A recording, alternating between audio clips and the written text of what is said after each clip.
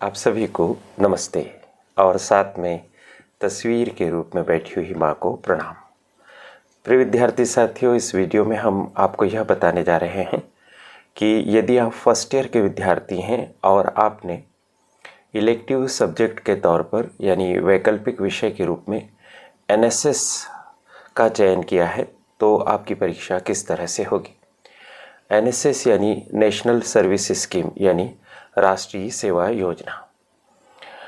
यह career advice channel है, आप इसे सब्सक्राइब कर दीजिए और बेल आइकॉन भी प्रेस कर दीजिए ताकि ऐसी ही महत्वपूर्ण जानकारियाँ आपको निरंतर मिलती रहे। साथियों, जिसे आप एनएसएस या नेशनल सर्विस स्कीम कहते हैं और इसके बारे में किस तरह से परीक्षा होगी, इसको लेकर विभिन्न व्यक्तियों के द्वारा, दर्शकों के द्वारा जिज्ञासाएं व्यक्त की गई, तो उन्हीं का समाधान इसमें किया जा रहा है।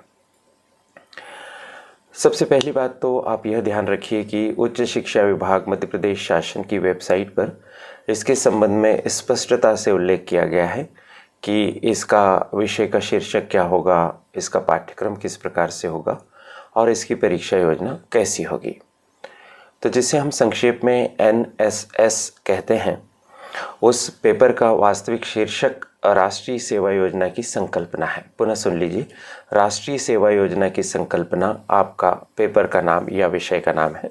इसे इसलिए याद रखिए कि जब आप परीक्षा देने जाएंगे तो अपनी उत्तर पुस्तिका में आपको लिखना होगा राष्ट्रीय सेवा योजना की संकल्पना।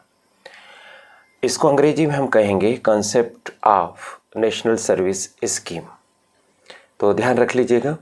अब बात करते हैं इसकी परीक्षा योजना की। तो इसकी परीक्षा योजना को हम दो भागों में बांट सकते हैं।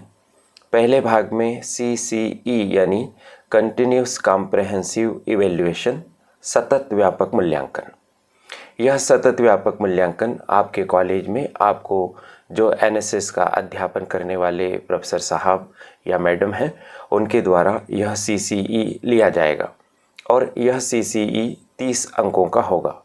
दो भागों में बांटकर इस CCE को संपन्न किया जाएगा। CCE के अलावा एक लिखित परीक्षा भी होगी और यह लिखित परीक्षा विश्वविद्यालय के द्वारा आयोजित की जाएगी। इस लिखित परीक्षा में कुल अंक होंगे 70। यह लिखित परीक्षा 3 भागों में बटी हुई होगी: अति लघु उत्तरी प्रश्न, लघु उत्तरी प्रश्न और दीर्घ उत्तरी प्रश्न। अति लघु उत्तरी प्रश्नों की संख्या 3 होगी।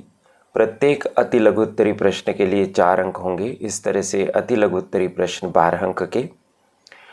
लघु उत्तरी प्रश्नों की संख्या 4 होगी। प्रत्येक लघु उत्तरी प्रश्न 7 अंक का होगा। इस तरह से लघु उत्तरी प्रश्नों के कुल अंक होंगे 28। दीर्घ उत्तरी प्रश्नों की संख्या 2 होगी। प्रत्येक दीर्घ उत्तरी प्रश्न के लिए 15 अंक होंगे। इस तरह से दीर्घ उत्तरी प्रश्नों के कुल अंक होंगे 30। तो 12, 28 और 30 मिलाकर 70 अंक हो जाते हैं। अति लघु उत्तरी प्रश्नों में प्रत्येक प्रश्न का उत्तर आपको अधिकतम 50 शब्दों में देना होगा। लघु उत्तरी प्रश्न का उत्तर आपको अधिकतम 200 शब्द में देना होगा और दीर्घ उत्तरी प्रश्नों में से प्रत्येक प्रश्न का उत्तर आपको अधिकतम 500 शब्दों में देना होगा। इस तरह की यह परीक्षा योजना है।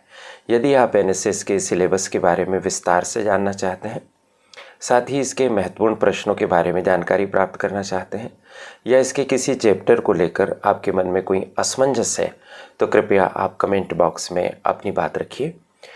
जब आप कमेंट करें तो आप यह ध्यान रखें कि आप अपने कॉलेज का नाम अवश्य ही लिखें।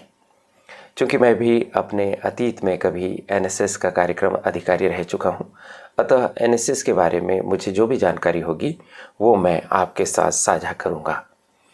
अपनी बात कहने का अवसर मिला, इसके लिए करियर एडवाइस चैनल और उसकी संचालिका प्रीति गुलवानिया जी तथा उनकी परिश्रमी टीम के प्रति बहुत बहुत आभार। आप सभी को शुभकामनाएं। जय हिंद।